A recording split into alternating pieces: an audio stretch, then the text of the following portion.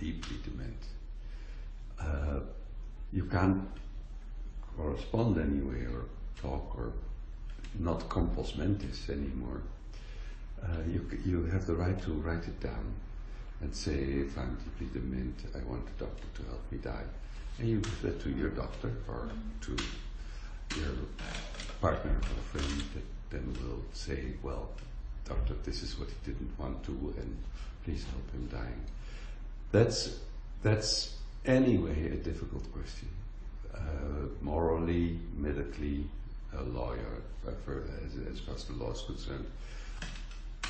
Because the law, the Dutch law says this is a will that is absolutely, that counts.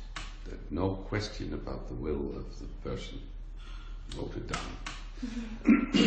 But all the other, what we call zorgvuldigheidseisen, so the fact that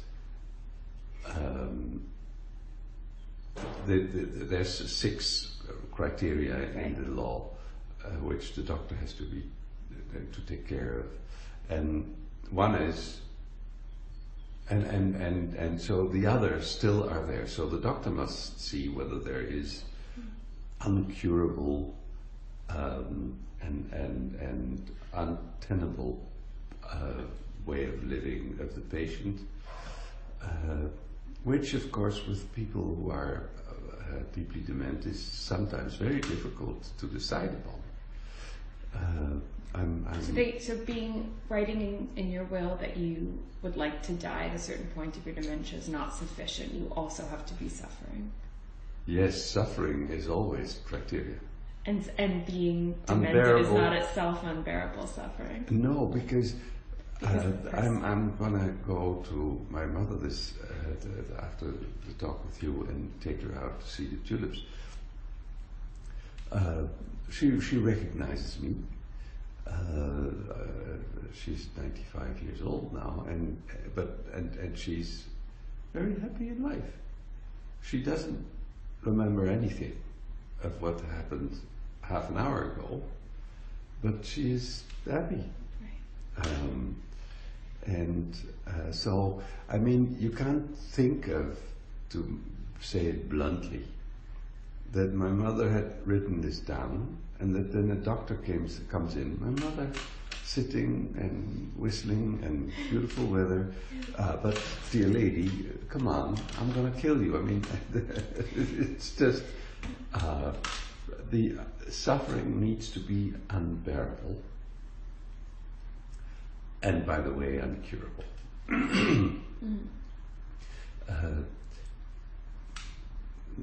My mother, she says she's going to be 104 years old, and very probable. Takes a hell of a lot of time, but anyway, that's what she thinks of, and that's good. And so, but the question in this case, there's 3 questions in fact, which make it difficult. Mm-hmm. The first is that the living will in this case said, if I'm deep dement and I still want you to end my life, please help me die. Which is it a vicious circle? Or well, anyway, it's something that so the living will wasn't good enough. That's first. Second, because if you're deep dement, you can't say that you want something. The second point was that in 30% around of cases where euthanasia is dealt with, the doctor first talks to talks at length with the patient, but on the day that the euthanasia is performed, there's nervousness with the patient, with the doctor, by the way, and with the family. And then the doctor sometimes, in 20-30% of the cases, suggested, shall I give you some dormitory so that you'll calm down before we really perform euthanasia. That's the way